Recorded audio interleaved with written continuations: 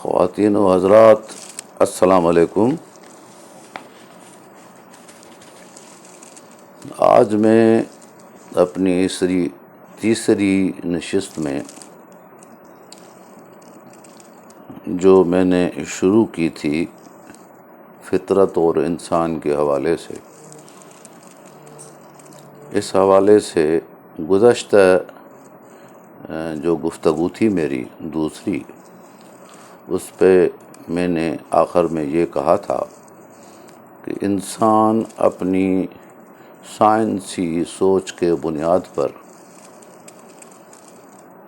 جو اس کو مستقل ایک حقیقت سمجھ کر اپنے مسائل کو حل کرنے کی کوشش کرتا ہے، اور یہ بھول بیٹھتا ہے اس وقت کہ نیچر کے اور قدرت کے اور فطرت کے کچھ اپنے قوانین بھی ہیں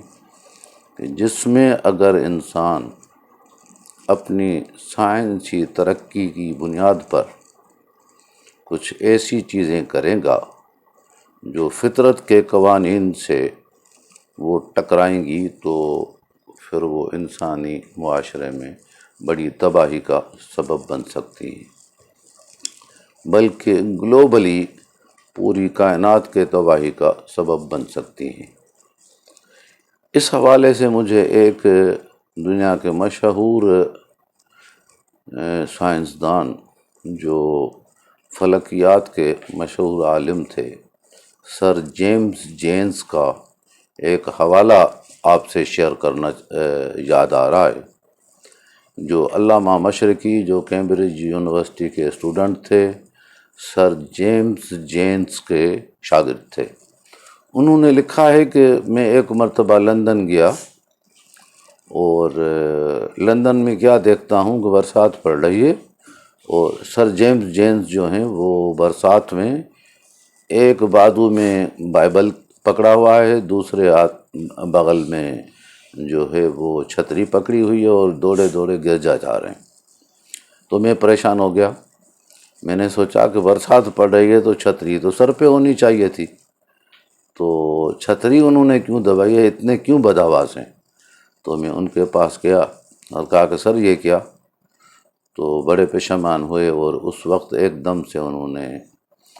جو ہے وہ چھتری اوپر لگا دی اور مجھے کہا کہ شام کو میرے گھر پہ آنا۔ اور جب میں ان کے گھر پہ گیا تو انہوں نے مجھے ایک بڑی حیران کن بات بتائی، وہ یہ تھی کہ اس نے کہا کہ عنایت اللہ، جب اس کائنات میں ایک غیر معمولی چیز پیدا ہوتی ہے تو برسات بھی غیر معمولی ہے، 24 گھنٹے تو نہیں پڑتی، تو اس وقت یہ پوری کائنات میرے سامنے گیند کی طرح آ جاتی ہے، اور اس سیاروں کو ایک قاعدے کے مطابق دوڑتے ہوئے جب دیکھتا ہوں تو پریشانی لاحق ہوتی ہے کہ اگر یہ فطرت کے قوانین ٹوٹ جائیں اور یہ اپنے قاعدے میں نہ چلیں تو دنیا تو ایک دم سے تباہ ہو جائے۔ تو اس وقت میرا دل یہ کہتا ہے کہ اس خالق کائنات کے آگے جا کے سر جھکاؤں جس نے اس طرح کے فطری قوانین بنائے ہیں۔ تو اصل میں جو فطرت کے قوانین ہیں، اس حوالے سے اگر انسان کوئی چھیڑا چھیڑی کرتا ہے تو اس کے نقصانات بھی اپنے آنکھوں سے دیکھتا ہے۔ اس پہ میں دو دنیا کی بہت بڑی اہم ریسرچ اداروں اور سائنٹسٹوں کے حوالے سے آپ کو آگاہی دینا چاہتا ہوں کہ ورلڈ واچ انسٹیٹیوٹ مشہور ہے دنیا کی، اور برطانیہ کے جو چیف سائنٹیفک ایڈوائزر ہیں ڈیوڈ کنگ، اس نے یہاں تک کہہ دیا ہے یہ جو موسمی تبدیلیاں ہیں وہ دہشت گردی سے بھی زیادہ انسان کے لیے خطرناک ثابت ہو سکتی ہیں، اور نیشنل اکیڈمی آف سائنس اور ورلڈ میٹرولوجیکل ایسوسی ایشن آپس میں اس بات پر متفق ہیں کہ ان تبدیلیوں میں انسان کا بھی بہت بڑا رول ہے، اور جس وجہ سے یہ پوری دنیا اب اس موسمی تبدیلیوں کی وجہ سے پریشان ہے۔ اب میں آتا ہوں صرف چھوٹی سی مثالیں آپ کے سامنے رکھنے کے لیے کہ ہم صرف اپنے ملک کو دیکھیں کہ ہم نے جو فطرت کے ساتھ ٹکراؤ کی کچھ چیزیں پیدا کی ہیں، اس کے ہمیں کتنے خطرناک نتائج دیکھنے پڑے ہیں۔ سب سے بڑا مسئلہ جو پاکستان میں پیدا ہوا وہ اس وقت پیدا ہوا جب پاکستان بننے کے بعد ایوب خان کے مارشل لاء کے زمانے میں ہم نے کچھ اپنی دریائیں بیچی، انڈیا کو دی۔ ان کے عوض میں ہم نے منگلا ڈیم بنانے کے لیے ورلڈ بینک سے پیسے لیے، اور دنیا میں بہت بڑی موومنٹ چل رہی ہے جو بڑے بڑے ڈیموں کے خلاف ہے۔ ان کا کہنا ہے کہ وہ جو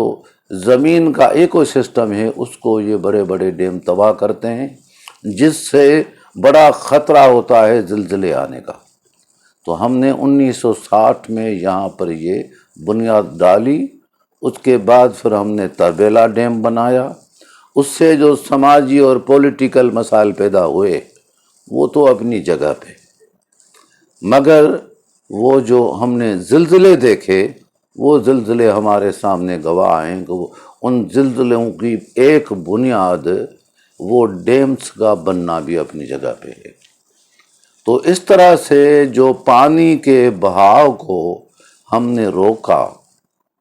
یہ انسان کا اپنا عمل ہے، جس کی وجہ سے ہم نے پاکستان میں بڑے بڑے ڈیزاسٹر دیکھے۔ اس کے بعد سائنسدان اس پہ بھی متفق ہیں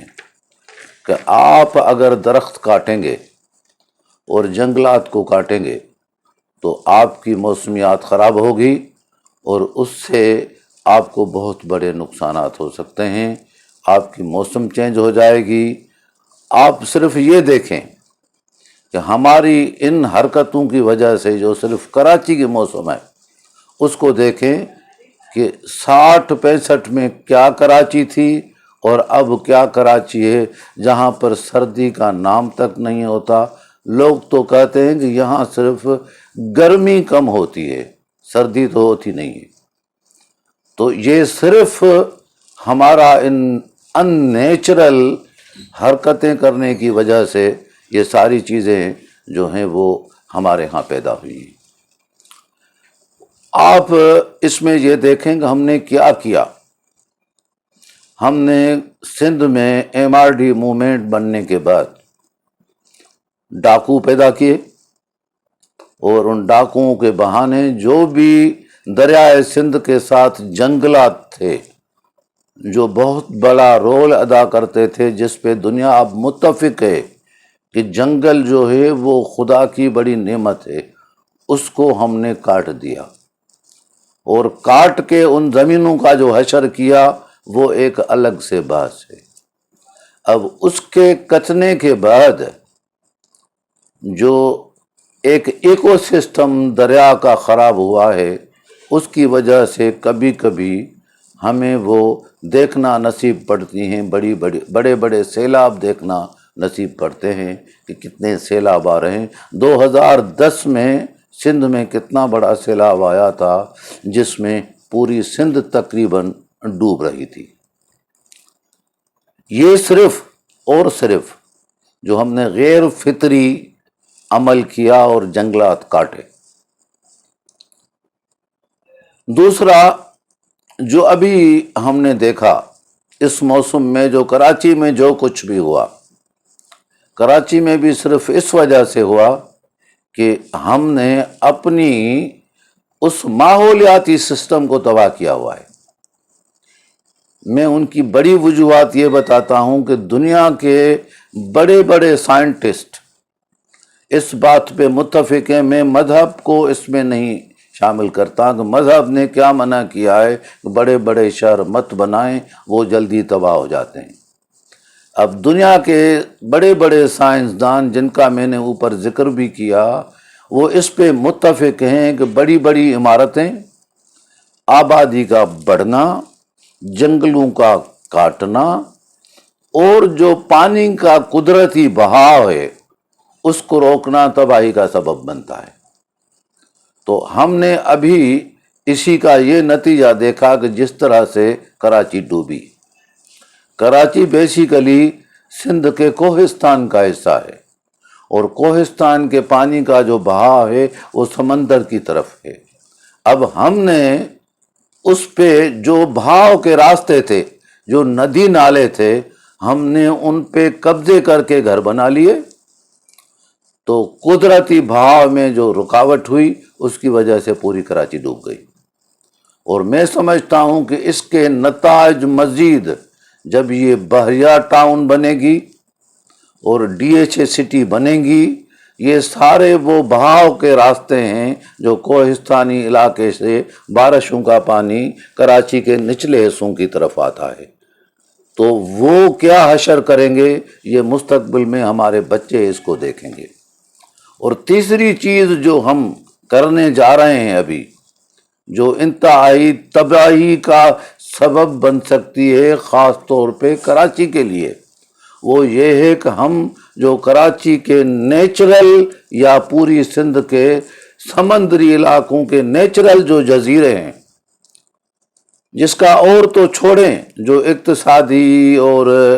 دوسری چیزوں کا، روزگار کا اور اس کا جو ہمیں فائدہ پہنچتا ہے، وہ اس کو چھوڑیں،